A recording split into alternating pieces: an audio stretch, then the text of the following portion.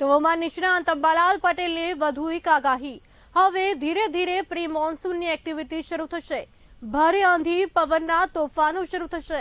દેશના કેટલાક ભાગોમાં 80 કિલોમીટરની ઝડપે પવન ફૂંકાશે। ગુજરાતના કેટલાક ભાગોમાં 50 કિલોમીટરની ઝડપે પવન ફૂંકાશે।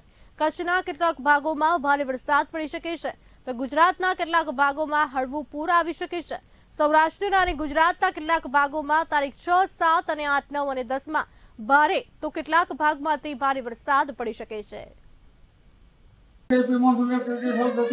ભારે ગાજવીજ, આંધી અને પવનના તોફાનો કેટલાક ભાગમાં વીજ પ્રવાહ શરૂ થશે અને દેશના ઉત્તર ભારતના કેટલાક ભાગોમાં તો 80 કિલોમીટરની પ્રતિ ઝડપે આંધી પવન ફૂંકાવાની શક્યતા રહેશે। જ્યારે ગુજરાતના કેટલાક ભાગોમાં પણ 50 થી 60 કિલોમીટર ઝડપનો પવન ફૂંકાવાની શક્યતા રહેશે। પણ ઉલ્લેખનીય છે કે કચ્છના કેટલાક ભાગો અને ગુજરાતના કેટલાક ભાગોમાં ભારેથી કોઈ ભાગમાં અતિભારે વરસાદ થવાની શક્યતા રહેશે। કોઈ ભાગમાં હળવું પૂર પણ આવી શકે। સૌરાષ્ટ્રના કેટલાક ભાગોમાં ભારે વરસાદ થવાની શક્યતા છે। ગુજરાતના કેટલાક ભાગમાં ભારે વરસાદ થવાની શક્યતા રહેશે। તારીખ 6, 7, 8, 9, 10માં કેટલાક ભાગમાં ભારે તો કેટલાક ભાગમાં અતિ ભારે વરસાદ થવાની શક્યતા રહેશે। લગભગ ઝાડના મૂળિયા હાલી જાય અને બાગાયતી પાકોને હરકત આવે કેટલો પવન ફૂંકાવાની શક્યતા છે। પવનને ગાજવીજના આંધીથી જનધને કાળજી રાખવી ઈચ્છ રહે છે।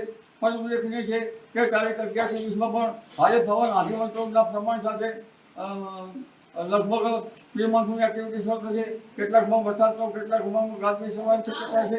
25મી થી 4 જૂન વચ્ચે પણ અરબ સાગરમાં એક હળવું સાયક્લોન બનવાની શક્યતા છે।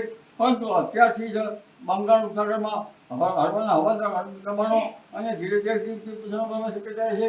અને લગભગ તારીખ 13, 12, 13, 14 થી આંદામાન નિકોબાર ટાપુમાં પણ ચોમાસાની ગતિવિધિ શરૂ થવામાં છે।